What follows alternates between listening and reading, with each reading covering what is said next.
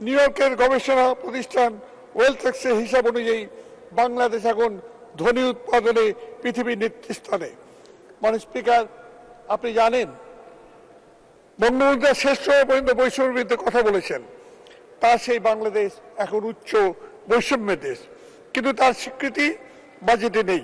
সরকারি পরিসংখ্যান মতেই দেশের উপরে 10 ভাগের হাতে বাংলাদেশের সম্পদের 41 ভাগ কেন্দ্রীভূত, আর নিচে 10 ভাগের হাতে রয়েছে 1.31 ভাগ মাত্র। নিউ ইয়র্কের গবেষণা প্রতিষ্ঠান ওয়েলথেক্সের হিসাব অনুযায়ী বাংলাদেশ এখন ধ্বনি উৎপাদনে পৃথিবীর নেতৃস্থানে। বাংলাদেশ ব্যাংকের পরিসংখ্যান অনুযায়ী 2023 সালের শেষ ভাগে কোটিপতি ব্যাংক অ্যাকাউন্টের সংখ্যা দাঁড়িয়েছে 1,13,586 যেটি মাত্র 2000 সালে ছিল 3,442টি। ওই হিসাব অনুযায়ী এই কোটিপতিদের 1 ভাগ ব্যাংকের মোট আমানতের 43.45 ভাগের মালিক। একথা বলা হয়ে থাকে বাংলাদেশের এই অবাক করা ধ্বনি উৎপাদনে ঈর্ষান্বিত না হয়ে এটাকে ভালোভাবে নেওয়া উচিত। এই ধ্বনি নিচের দিকে ট্রিকল ডাউন করবে। কিন্তু এই যুক্তি গ্রহণ করা যেত যদি এই সম্পদ দেশে বিনিয়োগ হতো, কিন্তু এই সম্পদ দেশে বিনিয়োগ না হয়ে বিনিয়োগ হচ্ছে দেশের বাইরে। মার্কিন ফাইন্যান্সিয়াল ইন্টিগ্রিটি ইনস্টিটিউশন দেখিয়েছে যে বছরে $7 বিলিয়ন বাংলাদেশ থেকে পাচার হয়ে যাচ্ছে।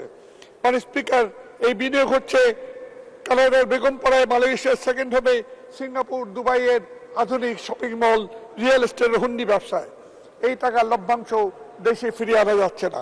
পাচারকৃত টাকা ফিরিয়ে আনা কোনো উদ্যোগ নাই। অথচ প্রবাসীরা বিদেশে হাড়ভাঙা খাটুনি করে যে আয় দেশে পাঠায় তার উপর কর বসানো হচ্ছে, তাদের বিদেশ যাত্রা নিয়ে হাজার হাজার কোটি টাকা হাতিয়ে দেওয়া হচ্ছে। মানে স্পিকার, এই অর্থ সম্পদ উপার্জনের অন্যতম মাধ্যম হচ্ছে ব্যাংক থেকে টাকা নিয়ে তা ফেরত না দেওয়া। ব্যাংক লুট ও দুর্নীতি। বিএনপি আমলে বাংলাদেশ দুর্নীতিতে 5বার চ্যাম্পিয়ন হয়েছে, তার বিরুদ্ধে আমরা লড়াই করেছি। মানে স্পিকার, এই দুর্নীতি দুর্বৃত্তের বিরুদ্ধেই আমরা 14 দলের কর্মসূচি নিয়ে আন্দোলন করেছিলাম।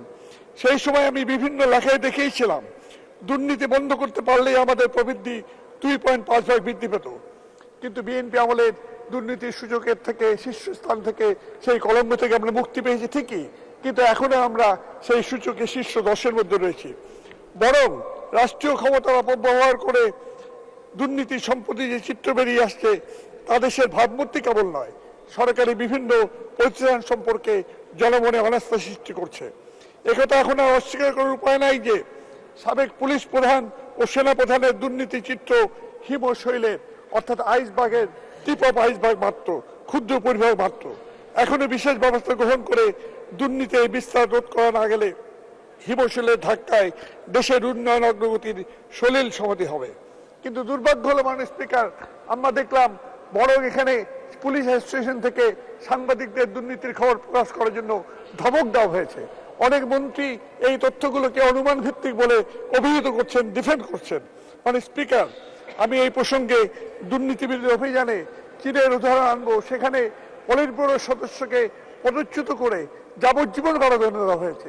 ভিয়েতনামের বিলিয়নিয়ার ব্যাংকারকে মৃত্যুদণ্ড দেওয়া হয়েছে। আমি সে পর্যন্ত যাব না।